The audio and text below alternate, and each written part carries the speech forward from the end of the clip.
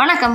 இட்லி, தோசை, பொங்கல்னு தினம் ஒரே மாதிரியான உணவுகளை சாப்பிடாம உடலுக்கும் நம்மளோட உடல் உறுப்புகளுக்கும் ஆரோக்கியத்தை கொடுக்கக்கூடிய உணவுகளை நம்ம 15 நாளைக்கு ஒரு தடவை எடுத்துக்கும் பொழுது உடல் உறுப்புகள் பலப்படுறது மட்டும் இல்லாம உடல்ல தேங்கி இருக்கக்கூடிய கழிவுகளும் வெளியேறும். ஆண்கள், பெண்கள், குழந்தைகள்னு எல்லாருமே சாப்பிடக்கூடிய ஒரு அடை எப்படி பண்ணலாம் அப்படின்றத இந்த வீடியோல நம்ம பார்க்க போறோம். வீடியோக்குள்ள போறதுக்கு முன்னாடி நம்ம சேனலுக்கு சப்ஸ்கிரைப் பண்ணிக்கோங்க. கீழே இருக்கக்கூடிய அந்த நோட்டிபிகேஷன் பெல் பட்டனையும் கிளிக் பண்ணிக்கோங்க. வீடியோவை ஸ்கிப் பண்ணாம பாருங்க. இந்த வீடியோல நம்ம கல்யாண முருங்கை அடை எப்படி பண்றது அப்படின்றது தான் பார்க்க போறோம். இந்த கல்யாண முருங்கை அப்படின்னு சொல்ல உடனே அது பெண்களுக்கான ஒரு உணவு அப்படின்னு நினைச்சிட வேண்டாம். பெண்களுக்கு வரக்கூடிய கருப்பை சார்ந்த பிரச்சனைகள், மாதவிடாயில வரக்கூடிய பிரச்சனைகளுக்கு ஒரு சிறந்த மருந்து தான் அப்படின்னாலும் ஆண்கள், பெண்கள், வயதானவர்கள்னு எல்லாருக்குமே தேவையான பல சத்துக்களும் மூட்டு வலி மாதிரியான பிரச்சனைகள்ல இருந்து எளிமையா வெளிவரதுக்கான ஒரு அற்புதமான அடையாவும் இது இருக்கும். இந்த அடையை நான் காட்டியான அரிசியில பண்ணியிருக்கேன். பொங்கார அரிசியிலையும் பண்ணலாம், இல்ல மாப்பிள்ளை சம்பா அரிசியில பண்ணலாம். எதுல வேணாலும் நம்ம இது பண்ணலாம்.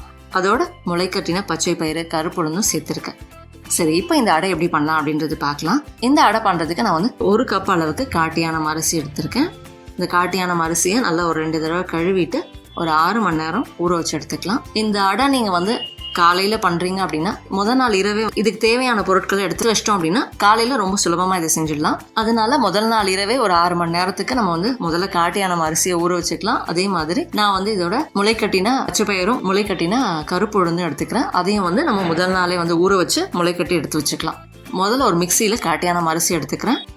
அதோட ஒரு 2 வரமிளகாய் எடுத்துக்கலாம். உங்களுக்கு எவ்வளோ காரம் தேவையோ அதுக்கேற்ற மாதிரி நீங்கள் வரமிளகாய் எடுத்துக்கோங்க. ஒரு 5-6 பல்லு பூண்டு, ஒரு சின்ன துண்டு இஞ்சி, அதோட கொஞ்சமாக மிளகு, கொஞ்சம் சோம்பு, கொஞ்சம் சீரகம் எடுத்துக்கிறேன். இது எல்லாத்தையும் முதல்ல நல்லா நைஸாக நம்ம அரைச்சி எடுத்துக்கலாம்.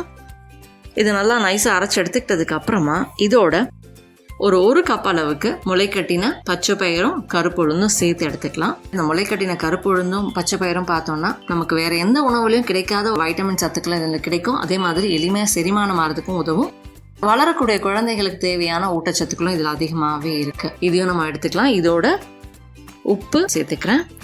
இதையும் நம்ம நல்லா அரைச்சி எடுத்துக்கலாம். அடையா நம்ம இது செய்ய போறனால தேவையான அளவு தண்ணி ஊற்றிக்கிட்டா போதும். இப்போ இது நல்லா அரைச்சி எடுத்துக்கிட்டதுக்கு அப்புறமா இதோட நான் மஞ்சள் தூள் சேர்த்துக்கிறேன். 10-15 கழுவி எடுத்து வச்சிருக்க கல்யாண முருங்கை இலை எடுத்துக்கிறேன். இந்த கல்யாண முருங்கை இலையை நாம இப்படியே சேர்க்கக்கூடாது. இதோட நடுவில் இருக்கக்கூடிய இந்த நரம்பை எடுத்துட்டு நம்ம இந்த இலைகளை சேர்த்துக்கலாம். இதையும் இப்போ நல்லா அரைச்சி எடுத்துக்கலாம்.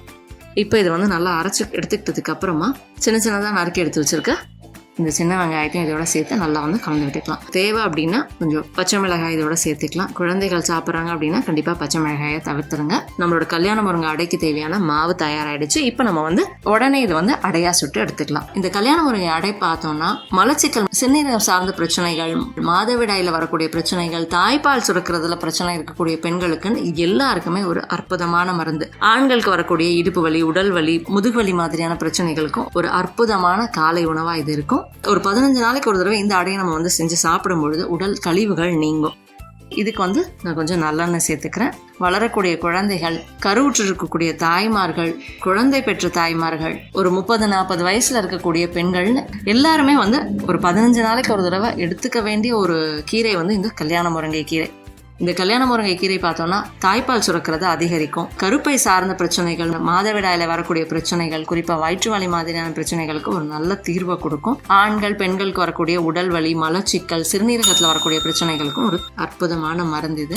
இதோட 2 பக்கம் நம்ம வேக விட்டு எடுத்தோம்னா நல்ல ஒரு சுவையான, அதே மாதிரி சத்தான கல்யாண முருங்கை அடை நமக்கு தயாராயிடுச்சு.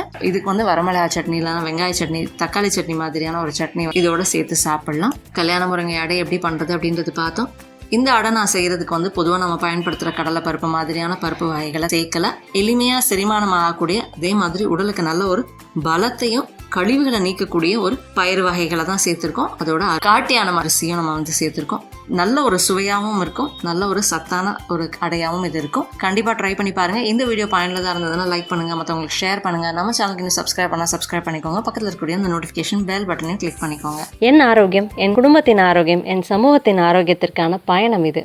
கைகோர்ப்போம், ஆரோக்கியத்திற்கு விதையாவோம். நன்றி.